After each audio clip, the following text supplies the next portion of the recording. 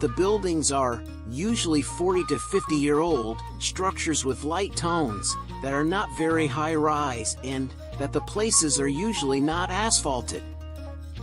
Therefore, when motor vehicles pass by the road, everything can become dusty and you inhale the dusty air into your lungs. Frankly, I don't think the products sold are very healthy either, as many food items are sold on the side of dusty roads.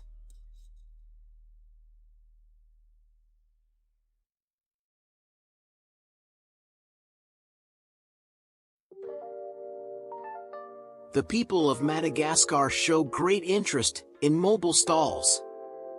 You can find plenty of second-hand electronic goods sellers on the streets of Madagascar. Of course, it is useful to check whether it works or not before buying.